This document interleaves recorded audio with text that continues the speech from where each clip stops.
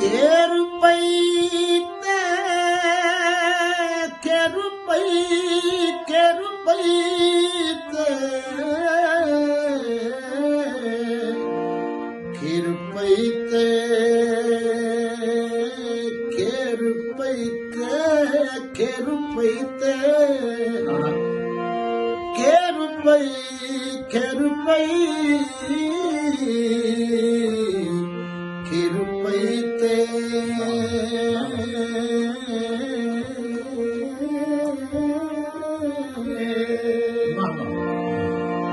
केर पई ते रसोई वाले तकिया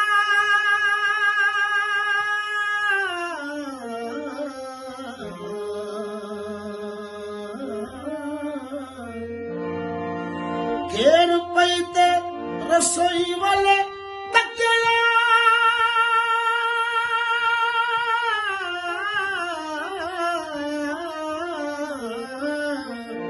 चुलिया ने डांट मारती बाबा सोता डांट मारती। जी बाबा जी अस्सलाम वालेकुम। देखो ये कुछ अलामती गल्लां ने ते कुछ दूसरे तुसीं लफ्ज ब लफ्ज जो उन्हां दा तर्जमा कर सकते हो। केर पई दे बड़े सारे मैंने ये अलामती लफ्ज है। केर भुख लगी नूं भी आ, केर किसी अपने घर के दुख का बच्चे नूं दुख होवे तो घेर पैंदी है, किसी अजीज नूं दुख होवे, किसी महबूब नूं दुख होवे, किसी प्यारे नूं होवे, मां प्यो नूं होवे, औलाद नूं होवे ते घेर पैंदी घबराहट नूं। ते इत्थे ये सारियां अलामतां इत्थे इन्हां दा मतलब सारियां इत्थे समझो। अगे आगे रसोई वर्की खाने नूं कहंदे। हुण बज़ाहिर ते आ कि रोटी दा भुखा सी ते रसोई वल गया ते इहनूं रोटी नहीं मिली, एह नहीं ਇਹਦਾ घेर पई ते रसोई वेले तक्या चुल्हा ने डांट मारती। ਜਦੋਂ ਉਹਨੂੰ घेर पई पता नहीं भुख दी पई, पता नहीं ਉਹਨੂੰ प्यार दी पई, पता नहीं ਉਹਨੇ ਕਿਸੇ ਜ਼ਲੀਲ ਕੀਤਾ, पता नहीं ਉਹ ਮੁਆਸ਼ਰੇ ਤੋਂ ਸਤਾਇਆ ਸੀ, पता नहीं ਉਹਦਾ ਕਿਸੇ ਨੇ ਹੱਕ ਨਹੀਂ ਖਾ ਲਿਆ, पता नहीं ਉਹ ਕਿਸੇ ਜੱਜ ਨੇ ਉਹਦਾ ਕਲੇਜਾ ਖਾ ਲਿਆ, पता नहीं ਕਿਸੇ ਡੈਣ ਨੇ ਕਲੇਜਾ ਖਾ ਲਿਆ, पता नहीं ਕਿਸੇ ਜ਼ਾਲਮ ਨੇ ਕਲੇਜਾ ਖਾ ਲਿਆ, पता नहीं ਉਹਦੇ ਨਾਲ ਕੀ ਕੀਤਾ।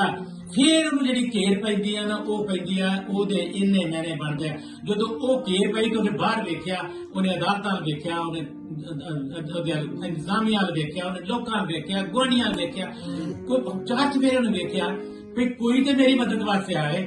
ਉਹ ਵੇਖ ਵੇਖ ਜਦੋਂ ਹੱਥ ਬਣਾ ਥੱਕ ਜਾਂਦਾ, ਕੋਈ ਉਹਦੀ ਗੱਲ ਨਹੀਂ ਸੁਣਦਾ ਤੇ ਫਿਰ ਉਹ ਸੂਰਤ ਹਾਲ ਹੋ ਜਾਂਦੀ ਹੈ ਕਿ ਫਿਰ ਕਹਿੰਦਾ ਮੈਂ घेर ਪਈ ਤੇ ਮੈਂ ਤੇ ਰਸੋਈ ਵੇਲੇ ਤੱਕਿਆ ਸੀ ਤੇ ਚੁੱਲ੍ਹਿਆਂ ਨੇ ਡਾਂਟ ਮਾਰਤੀ।